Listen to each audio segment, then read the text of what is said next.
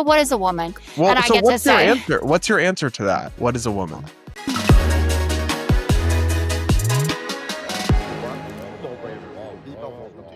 I am somebody who has not voted for Trump in any of the elections. I was a Republican. I recently deregistered. I'm just fed up with a lot of it. I consider myself an independent at this point, but my politics are still center right, right? I have to be honest, I don't look at the Democratic Party and see an alternative that's even within a football field of something I could be able to sign on to or support. mm-hmm. After years of the Biden administration, dysfunction, massive spending, border chaos, and then like the insane toxic DEI and gender stuff that I just view as so anathema to my values as somebody who's maybe classically liberal. Where do you see the Democratic Party having gone astray in terms of appealing to normal Americans? Because I think when you're losing to Trump as somebody uniquely polarizing and controversial, and something's gone wrong. Well, and also historically unpopular. Right. It's not just the polarization. It's like the guy has an approval rating that you really should be able to beat him. And when you look at the content of, I'm not saying all of his policies, because obviously Democrats got it wrong in 2016 and in 2024 about how some of his immigration ideas could appeal actually to a much wider swath of Americans than you expected. But when you look at like the way that he talks and some of the things that he's saying, you should be able to make lemonade out of that, right? Like you shouldn't be losing to it, was my perspective. And we could go through, what state strategies were employed that shouldn't have been. But I think ultimately it really does come down to what we were joking around about a few minutes ago. And that is the kind of the stereotypical liberal right now, who's someone that I guess looks like me. I don't think I act like it necessarily, but is just so dismissive of people with a different set of experiences. And I think it ties in nicely to the importance of having debates and showing up in uncomfortable places, because if you lead with humanity, it takes you very far and you get such a better understanding of where folks are coming from spending time with people who didn't grow up like you did. Like I didn't grow up with anyone who owned a gun, and I did not grow up, with anyone who was objected to abortion on religious grounds. Let's say, like those kinds of conversations you only have with people who are genuinely different than you are. So I think that we leaned in far too much to the caricature of who we are or how it was being portrayed. And then it became a self-fulfilling prophecy, essentially. And no one was strong enough to push back hard enough against it. There were certainly some voices, including some prominent ones like Bill Clinton, who in 2016 knew what needed to be done, in 2024 knew what needed to be done, and we just couldn't pull it off. But the ideological capture by the consultant class, and I think especially the activist class, even more so than the consultants, like I think there are a lot of very good consultants that were saying, like, you can't say these things, right? Don't like say this is defund the police, actually. Yes, certainly don't say defund the police, but I even think about on like trans women and women's sports and how that's an 80-20 issue for people. It's something that they think is just logical, right? Like, why should this even be a discussion? And to look at what a linchpin that became of the Trump campaign and how easily it was to paint an entire party of quote unquote intellectuals, like people with a lot of degrees, with this brush of, but they won't even tell you what a woman is. And I'll get that even on the 5, like Greg will be around with me or Jesse, and they'll be, but what is a woman? Well, And I so get what's to your say, answer? What's your answer to that? What is a woman? like someone who was born a woman. Like I'm a woman. I always say, like, I pumped 2 babies out of my body. I know exactly what a woman is. I know what the mechanics look like. It doesn't mean that I deny that transgender people exist.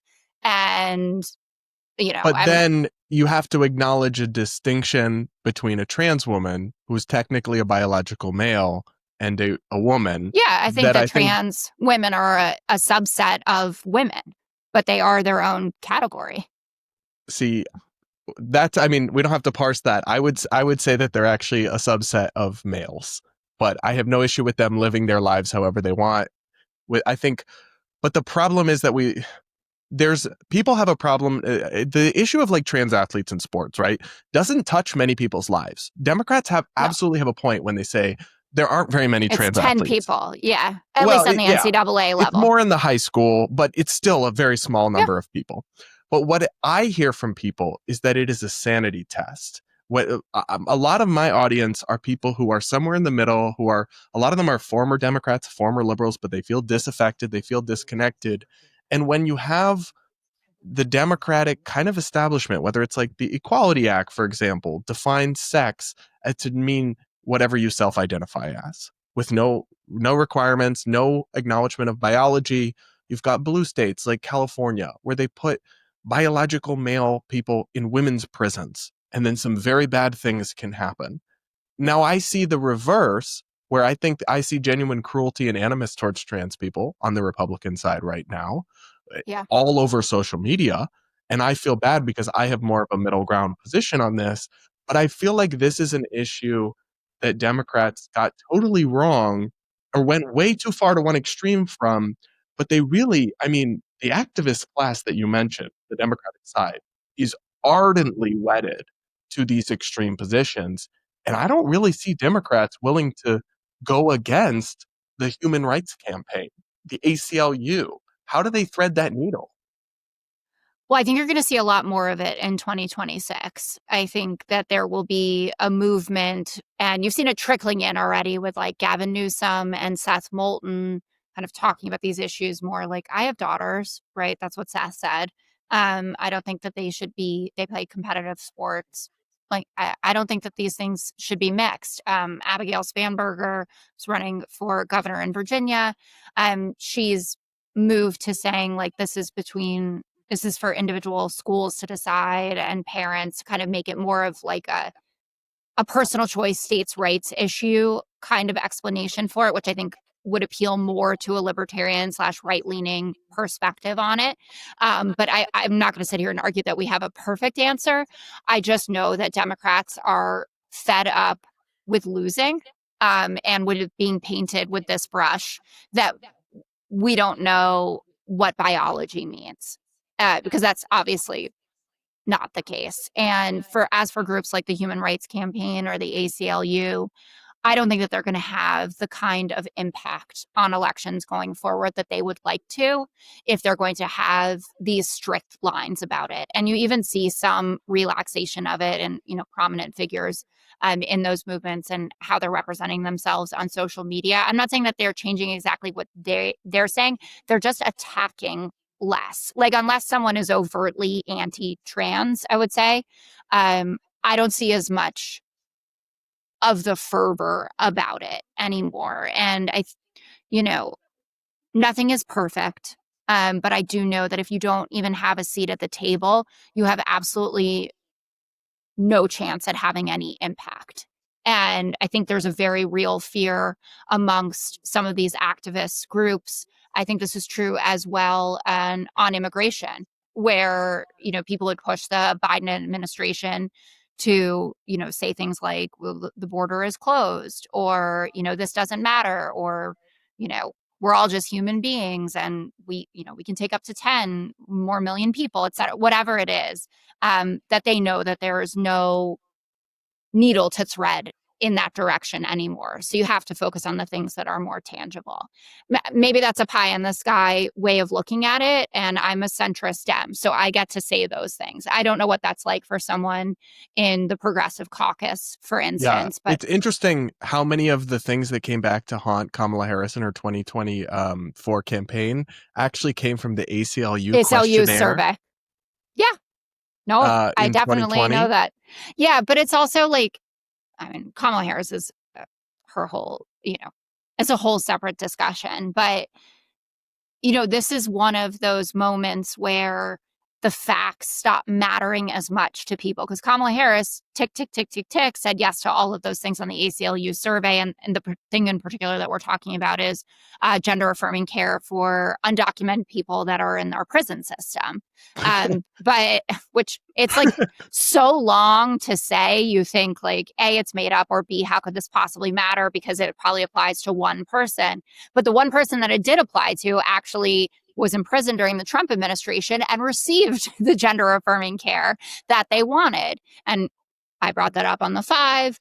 I got a bunch of eye rolls. I don't even remember Greg's line of attack necessarily from that day, but that's the reality on the ground. But because Donald Trump has a reputation as being someone who either would never have authorized that, or B, has no idea what's going on, which is usually what happens. I think it's probably the latter. I think he probably had no idea that was happening. Of course, and he didn't even know a few weeks ago that he had cut like $200 million from the New York law enforcement budget until Kathy Hochul got him on the phone. And then he said, oh, restored, and then, put out a True Social post saying everybody should thank me.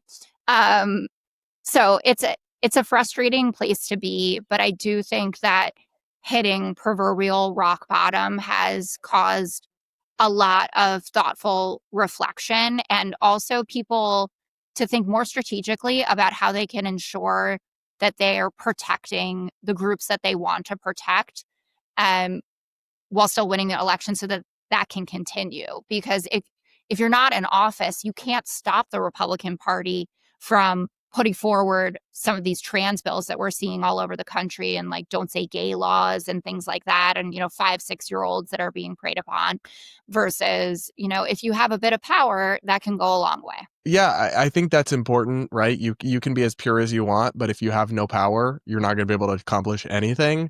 And I know we only have a few minutes left, but the one other thing I want to ask you about is, I think one thing that's totally alienated me from the Democrats is what I would call like the equity push versus equality. So when you have, for example, I'll give you the perfect example is when the Biden administration said, for my Supreme Court nominee, I'm going to only pick a black woman.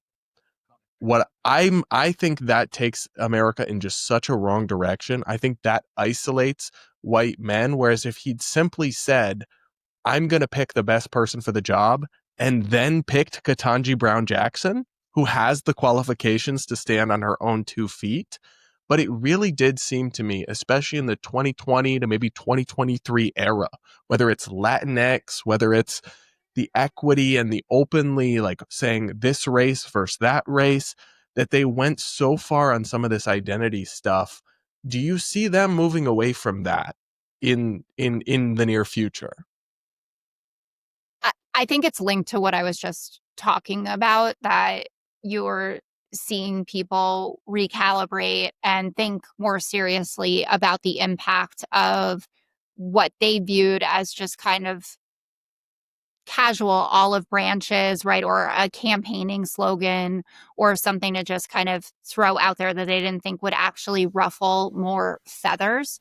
And the way that the Supreme Court has operated, and, getting rid of affirmative action, for instance, and then seeing that there were a lot more people who felt okay about that than we had expected. And there were also school systems, like even in California, that were race blind to play, a super liberal state, and that everyone felt pretty much okay about that. That the reality on the ground is very different than the reality in our ivory towers or in our liberal bubbles. And so, yeah, I don't think that you'll see another Democratic nominee make a pledge like that. I do think that 2020 was a very different time. I think George Floyd's murder and what happened during, the Black Lives Matter protests were different. I think that Jim Clyburn's impact on the race is also very different, and would not be replicated again in 2028. Everyone's going to go to the fish fry and wear the t-shirt, the Clyburn t-shirt, but I don't think that he'll have such a specific impact in terms of like picking who the running mate is going to be, which is, from all the reporting, essentially what happened. That it was between Val Demings and Kamala Harris, and that Clyburn was a Kamala Harris person. And, I don't know, would things have been different if President Biden's VP was the first Black female police chief from Orlando? Maybe. She rides motorcycles. She's pretty badass. It's a very different profile, right? You know, there were lefties that were mad and super disappointed that he had picked a cop, right, in Kamala Harris. But like Val Demings was a real cop, Like an like a actual street cop. cop, right? And that might have appealed to a totally different subsection of voters that would have, you know, felt differently in 2024 about the So party. we have to wrap, but give us a name. Who should the Democratic nominee be in 2028, in your opinion? And who should it be? I'm You scared got to pick. I'm scared to say this because I think it is going to be a tough road, even though Kamala was destroyed over her concerns about Josh Shapiro. But I think Josh Shapiro would be a pretty formidable candidate. He has over a 60% approval rating. Republicans love him. He's from the, what do we call it? The Get Shit Done caucus, rebuilding I-95 in 20 minutes. And as a liberal Jew, I would be very proud to have somebody who's so open about their faith, but who also is clear-eyed about the situation in the Middle East, leading our party. So I'm going to go Josh Shapiro, but it could be like AOC and Gavin Newsom. I think it's going to be wild and Yes, a lot of fun. I'm excited for another Who do you think Democratic. it's going to be? I think AOC has got the money. I think she's got the magic talent. I think she'll either be the VP or the nominee. I don't think it's out of the realm of possibility, and I used to really not think that was going to happen. She's grown. When she first entered, she seemed like a dummy to me, but she has learned a lot more, and she has the charisma and the talent and the beauty, and that is what matters more than anything now. Isn't it just? She also, I don't know if you were at the DNC, but when she gave her speech, it was a traditional economic populist speech, you know, talked about being a waitress, all those things. And there was no trace of leftyism on it. And I was like, that girl heard Nancy Pelosi loud and clear when she came to her and said, if you want to be on a committee that you actually like, you better get in line. And AOC got in line, and now she's at the head of the line. So, all right. Well, Jessica, you have to go kick ass. Yeah, I have to go do TV. Okay. So thank you so much. This has been Thanks great. For having and hopefully me. We'll talk again real soon. I'd love that. Bye.